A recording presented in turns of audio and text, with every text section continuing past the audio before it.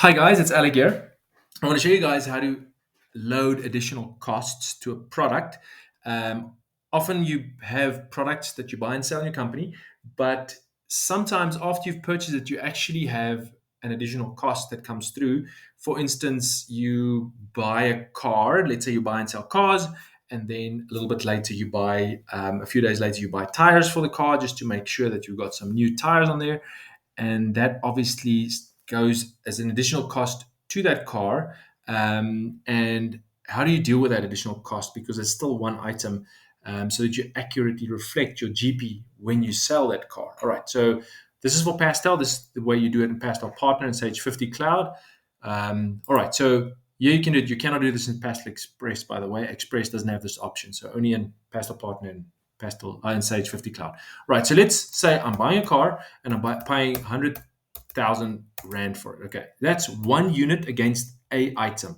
A few days later, I buy new tires and I pay 5,000 Rand for that. And what I would want to see from the total is the total items is, yeah, the total item now is 105,000 Rand, but I don't want to see that I've got two units, which often happens if you, well, which will happen if you buy it against the same item, right? But there is a feature to actually direct Pastel to say, but wait, this is an additional cost. So let me show you where you get that. Right, so let's go into Pastel. All right, let's buy a car. Okay, so I've got a item that I created here. Let's buy it from supplier 001, and I'm buying a car. Um, and the item that I've created is called car. Okay, my car. And let's say I paid 100,000 Rand for that. All right, as I said.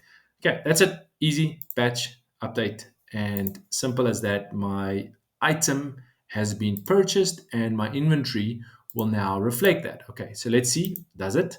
View, inventory valuation.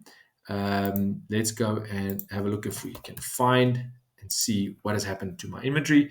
My inventory at this stage is lying at there, one item at 100,000, and that's simple. That's what we expected. All right. So now we want an additional cost. What do we do? Okay. So let's say from supply number 2, we buy some additional components.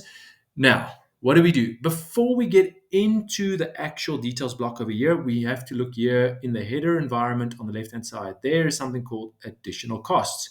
Now I tick that, and Bob's your uncle. Tires for car, right? Let's go, and I'm loading the same item. I'm saying tires. And how much do I pay? Well, 5,000 bucks. Batch update. You actually see the quantity field, just for interest sake, before I do update here. Quantity field has gone, is no longer available to actually be used. So that already tells you that, well, something is happening here. This happening here that's different. And actually, there's no quantity that's being updated. It's only cost, right? And let's see if that actually happened the way we wanted to. So are we seeing a car now of 105,000? That's important. But the second thing is only one unit is on hand. Right. If we're going to look at the detail here, you actually see that it is perfect. The way we see it, it's one unit that was purchased at 100,000 and a second additional cost, no quantity, no unit cost, only total cost of 5,000 Rand that was also debited to that item in your inventory module. That means a perfect way to now add additional costs when you have that in your product environment. All right. I hope you enjoy that, guys. Have a good one. Bye bye.